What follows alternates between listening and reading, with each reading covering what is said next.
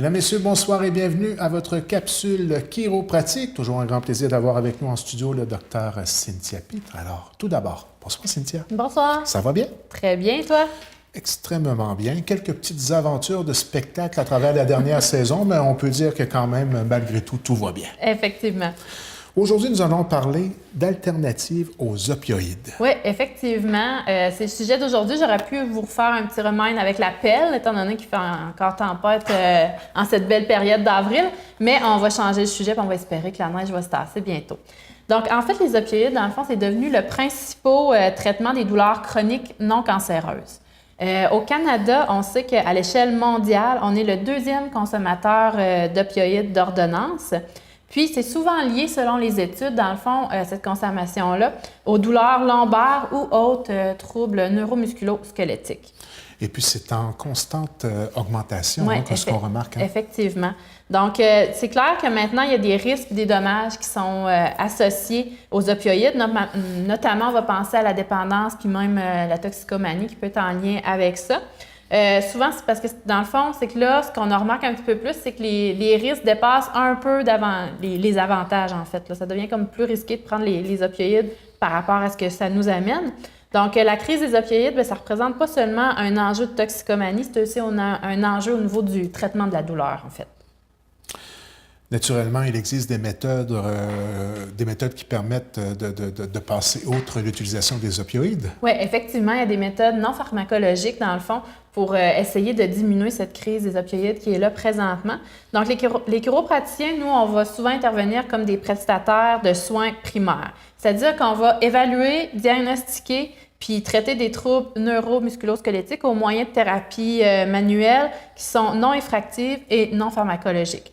Dans le fond, qu'est-ce qu'on va faire principalement, c'est des manipulations, des mobilisations articulaires, du travail au niveau des tissus mous, des recommandations posturales, prescription d'exercices. Puis la réadaptation, c'est vraiment pas mal tout ce qu'on va utiliser pour aider les gens là, dans notre domaine.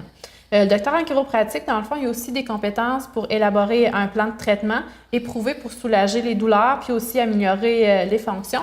Puis également, au besoin, si jamais, dépendamment de la condition du patient, on est capable aussi d'évaluer, savoir est-ce qu'on a besoin de le référer vers un autre professionnel de la santé ou tout autre professionnel simplement. Donc, simplement par des manipulations, on peut atteindre les mêmes objectifs? Oui, beaucoup, vraiment. Là, il y a plusieurs traitements qu'on peut effectuer qui, justement, ça va aider beaucoup, dans le fond, à réduire la consommation d'opioïdes. Puis même, des fois, les gens n'auront pas besoin, là, tout simplement. Donc, dans le fond, si on regarde au niveau des chiffres, au niveau des statistiques, il y a près de 80% des Canadiens qui ont déjà pris des médications pour gérer leur douleur. Puis, il y a plus de 5 millions d'entre eux qui ont eu recours en premier lieu à des opioïdes ou à des analgésiques. Dans le fond, au niveau des douleurs quotidiennes les plus courantes, on va rencontrer les lombalgies, soit les douleurs lombaires dans 54% des cas, les douleurs à l'épaule, 34%, les cervicalgies, soit les douleurs au cou, un autre 34%, les maux de tête, 50%, puis finalement, les douleurs aux genoux, 35%. Donc ça, c'est les conditions de la vie quotidienne qu'on retrouve le plus souvent pour lesquelles les gens vont prendre des opioïdes. Il y a près de 90% des Canadiens qui ont souffert de douleurs musculaires et articulaires au cours de la dernière année. Donc, c'est beaucoup dans la population. Donc, tous ces gens-là sont susceptibles d'éventuellement avoir recours aux opioïdes pour soulager leur douleur. Puis, dans le fond, il y a aussi 11% des gens qui ont des douleurs qui n'ont jamais consulté un professionnel de la santé. Donc, ils savent qu'ils ont mal, puis ils vont aller chercher qu'est-ce qu'il y a en tablette en pharmacie pour essayer de soulager leur douleur. Des fois, c'est plus ou moins efficace. Donc là, on se retrouve avec une augmentation de la consommation de médication. Puis, dans le fond, bien, il y a 14% des personnes souffrant de douleurs musculo-squelettiques qui prennent des opioïdes, mais il y a quand même un utilisateur d'opioïdes sur 8 qui va devenir dépendant. Donc, c'est quand même important comme statistique. Puis, il y a plus de 2800 décès liés aux opioïdes au Canada en 2016. Donc, c'est quand même, il y a plusieurs effets là, de la médication. Là. Est-ce qu'on pourrait en nommer quelques-uns opioïdes, justement? Est-ce que c'est la fameuse Atasol ou l'ibuprofène? Oui, exactement. C'est tout ce qui est dans le fond, quand on parle d'analgésique, là, justement, il va disponible sur tablette et qui est non disponible pas sur tablette. Exclusif à prescription. Il y en a à prescription aussi. Là, tout ce qui est dérivé de morphine, par exemple. Plus dangereux, là, oui, aussi exactement. pour la dépendance. Mais il y en a vraiment une panoplie. À partir du moment où votre médecin vous prescrit un analgésique, quelque chose pour diminuer diminuer la douleur. Toute médication, en fait, pour diminuer la douleur, rentre dans ces catégories-là. Il ne faut pas sous-estimer l'effet, un exemple, de la consommation régulière et en grande quantité là, de l'Atasol, l'acétaminophène, c'est bien ça? Ça peut être extrêmement dur sur les reins. Ça peut avoir des conséquences sur le moyen long terme. Hein? C'est pas pour rien que la médication, comme quand on parle de l'Atasol, il y a une prescription, une posologie maximum par jour. L'Atasol, généralement, c'est 8 maximum qu'on doit consommer. C'est sûr qu'avec la prescription du médecin, parfois le médecin va pouvoir vous dire qu'il faut en prendre un petit peu plus, dépendamment des cas. Mais il faut quand même suivre ça parce que sur le long terme, un médicament qu'on ingère, notre corps, il doit le gérer. À un moment donné, le médicament vient agir sa douleur, mais le corps doit l'éliminer aussi.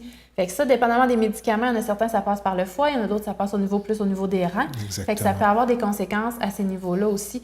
C'est sûr qu'il y en a des patients, ils ont des dyspyles, du crime, ils sont en train de déjeuner sur les médicaments. On l'a vu aussi dernièrement dans les nouvelles, justement, dans les CHSLD, qui essayent de réduire la consommation de médicaments des personnes âgées parce que ça amène souvent autre chose, d'autres problématiques. Parce que souvent, c'est ça, on donne un médicament pour une problématique X. Mais ce médicament-là, il cause une problématique Y. On doit donner un autre médicament pour ça. Exact. Fait que, ça découle comme ça, là, qu'on se retrouve avec une bonne quantité de médicaments à consommer chaque jour. Donc, c'est vraiment de faire attention, de pas... Oui, parce qu'un peu, c'est un petit peu la solution facile, si on veut. Surtout qu'il y en a une panoplie en tablette, là. Mais même ceux qui sont en tablette, si on en prend déjà de prescription, bien, ça peut interagir ensemble puis causer d'autres problèmes. Fait que c'est vraiment important de toujours consulter le pharmacien, là, avant de choisir un médicament pour s'assurer qu'on peut le prendre et que ça n'interagira pas sur autre chose. Parce que de plus en plus, souvent, quelque chose, les gens sont conscientisés beaucoup, mais quelqu'un qui prend de la médication pour la pression, par exemple, il ne faut pas qu'il prenne d'anti-inflammatoire. Mais de l'anti-inflammatoire, on en retrouve en tablette dans des médicaments comme des Advil. Exact. Tu sais, fait que faut vraiment faire attention. Là, un rhume pour un diabétique, ça peut devenir complexe. Là. Exactement, c'est en plein ça. Fait que peu importe la médication, il faut vraiment faire attention. Puis si on est capable d'avoir d'autres alternatives au lieu de prendre une pilule, tu sais, comme par exemple tout ce qui est cholestérol, haute pression, oui, vous devez en prendre, mais s'il y a un surplus de poids qui vient avec ça, peut-être essayer de dire, regarde, je vais essayer de changer mon alimentation, puis tout ça, fait qu'éventuellement, peut-être que votre médication pour le cholestérol, votre médication pour la pression, vous allez pouvoir la mettre de côté. Fait que, tu sais, c'est vraiment, essayer de jouer puis de trouver des solutions là, pour... Et naturellement, ne pas sous-estimer le pouvoir de la chiropratique dans la gestion globale de la douleur. Oui, effectivement. Nous, dans le fond, on est là pour ça. Si on regarde au niveau des statistiques, justement, que je nommais tantôt, il y a 85% des patients qui ont combiné un analgésique avec des soins chiropratiques qui ont affirmé que la chiropratique leur a permis de réduire leur consommation de médicaments. Donc, c'est des gens qui prenaient souvent déjà des analgésiques, qui ont décidé de venir consulter en chiropratique. Puis, avec la consultation en chiropratique, ils ont été capables de mettre... Tu sais, des fois, ils nous arrivent, puis ça fait 3 mois qu'ils ont mal, ça fait 3 mois qu'ils gobent des Atasol comme des bonbons. Puis là, nous, on les traite quelques fois, puis ils nous disent, j'en prends plus d'Atasol. Tu sais, fait que nous, on est vraiment là pour essayer de gérer au niveau de la douleur, là, pour essayer de diminuer cette consommation-là, si c'est possible, bien entendu. Puis il y a 90% qui ont déclaré que la chiropratique a le plus contribué à améliorer leur qualité de vie.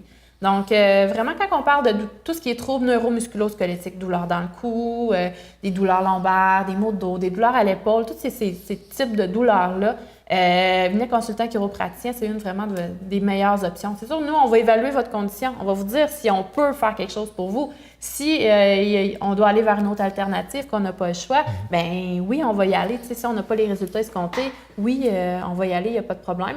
Mais essayez de venir consulter là, en chiropraticien. Dans le fond, nous, là, si on regarde au niveau canadien, on traite quand même 4,5 millions de Canadiens à tous les ans.